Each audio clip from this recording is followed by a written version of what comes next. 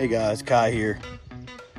Just doing a little maintenance on the Jeep today. Me and Lisa, we're planning a little trip to Colorado soon, so I figured, well, let me go check my differential fluids and just take a peek under the chassis, you know, make sure everything's looking okay.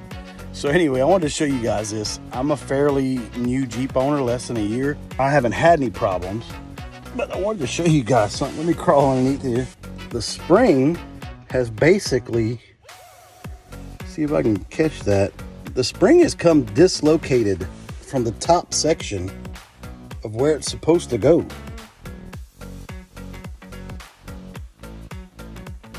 Oh no! Oh no! That's really weird. So my plan is to try to relieve the pressure of that, you know, kind of jack up that side, that passenger rear, to relieve the pressure on the spring. And I'm going to try with a pry bar to pop that sucker back in. Here, this is a cone, and that cone tapers down, of course, and this part of your spring is supposed to stay centered. Well, that sucker got dislocated and went toward the rear of the Jeep. So now I'm trying to relieve some of that tension off the spring so I can take a pry bar and pop that back into place. So, all right, guys.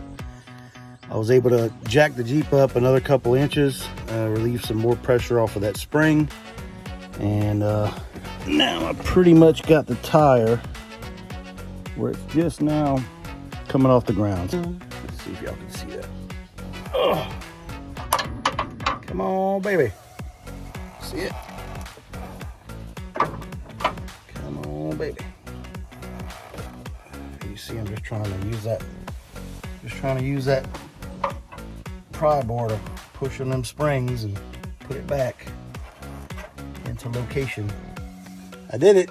I was able to move it. I've used my pry bar. Handy dandy Harbor Freight Pittsburgh pry bar. So take a look at it.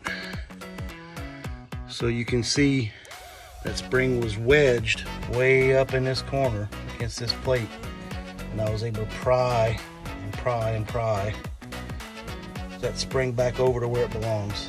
So I'm gonna keep an eye on it. I don't know if my axle may be sitting too far to the rear and it's wanting to pull that spring to the rear on the top. But I'll keep an eye on it from now on, now that I know that this may be a problem. If it does it again, then I'm gonna look into some more solutions. But anyway, mission accomplished for today. Got the spring back in place. Now I can move on to other things that I was working on. Hope this helped you guys out a little bit as far as reminders to check under your rig. I mean, I didn't feel any difference in ride quality. I didn't notice anything shifting or popping or nothing. So yeah, check things out, man. You never know what's going on under your rig unless you actually check it out. Anyway, we'll check you guys out later. Bye. You know, guys, doing this maintenance kind of brings to mind a thought about going to overlanding rallies. And of course, we promote Jasper Jeep Jam and overlanding rally. But you know, we're new at Jeeps, and you know, Lisa's got a 4Runner. I'm mechanically inclined, but there's a lot of things I don't know. I'm not a mechanic. But you know, going to these rallies like Jasper Jeep Jam or any of the other rallies, it gives you that networking ability where you can meet guys, make friends. And so now when I run into trouble with a piece of equipment, something that doesn't look right, I can text a buddy and say, hey man, this ain't looking right. Have you seen this before? What do you think I should do? And sometimes they have some pretty good ideas because they've done it before. It just expands your network.